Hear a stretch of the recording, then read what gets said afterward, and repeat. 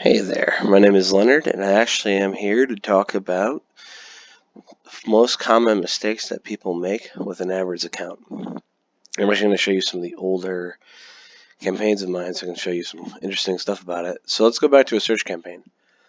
People have a very few common mistakes they follow.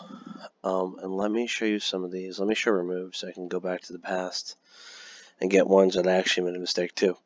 So if we go back on here, let's try campaign number 3. This is one I made way back in the day. So one big problem people have is for their location parsing, they put people who are in, who show interest in your targeted locations.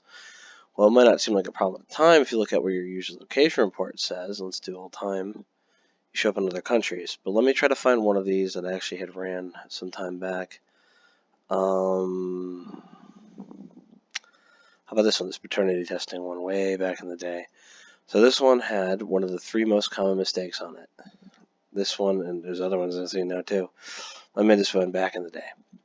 People in or show interest in your target location. The problem is if you do that and you pick like the United States, it's seen all around the world. So that 7 clicks came from all around the world, which is problematic. It kills your CTR, and then even within the country, you're going to see that you're having a lot of views and clicks from states you just don't care about. So it's good to pick a good location, but the other main thing you want to do is actually set your parsing so you're willing to show to people just that you intend to show to, not people who are looking for it. It's great for a taxi, not so great for someone who's still in the place. Now, the second most likely thing I want to show you is something called, whatchamacallit? It's called, it's a way to increase your CTR. If you look at how you're displaying on the search partners and display network versus your traditional, atypically, traditional Google search is better. Now, in this campaign, it was poorly optimized. So let me try to find another example that might be a bit better. Maybe the STD testing had more of a volume. Let's find out. All time, no thing. How about risk takers assignment? Taco, STD testing. Some of those campaigns I haven't touched since like 2014, somewhere even before that. We're talking 2013 at the easiest. Holy moly.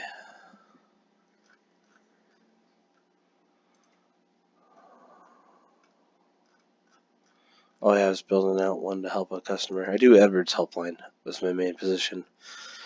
I was trying to find a shitty one. These are just my own. Sometimes I'll play with these and test certain things out. So, oh, here's one. So this macro testing, like Google search, it typically way outdoes search partners, and also it does display networks. So when you check your networks, you always want to make sure that you're not on the search partners unless you're targeting baby boomers or on the display network. Doing so results in a lower click-through rate. Now, there is usually a couple other things too that people tend to run into as an issue. Keyword match types. Like this is probably one of the most common things people do is they do broad match. There's different types of keyword match types, but the types are broad match, phrase match, exact match, and obviously negative of each, and then broad match modified. Now, broad match is exact match matches character for character. So like if you have an exact match keyword, let me see if I can find an example of one. Probably try the more recent stuff. Colony testing, how about? So if I go to the keywords, these are all broad match modified, but an exact match, for instance, would be like tacos, and it's like literally character for character's match. The second type would be what's called a phrase match, which is you have a quotation mark before and after it. It means that this word has to appear, but there can be content before or after this word in their search query. The third type would be what's called broad match modified.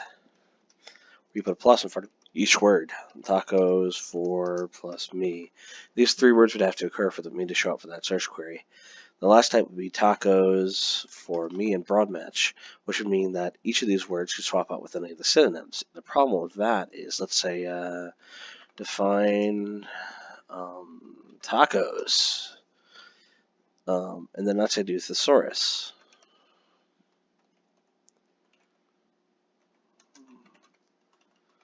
I do thesaurus for the word tacos. There's 87 synonyms, but every single one of those words has a number of synonyms, and they can be swapped out for any of them.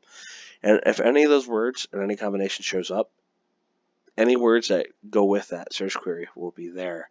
Obviously, if you're targeting the United States, you're going to get a ton of crap. Even if you're targeting a small area, you're going to get crap. So it's better to actually kind of slim down what you're doing to make sure you're showing accurately. Those are the 3 most common mistakes people make on a search campaign. So yeah.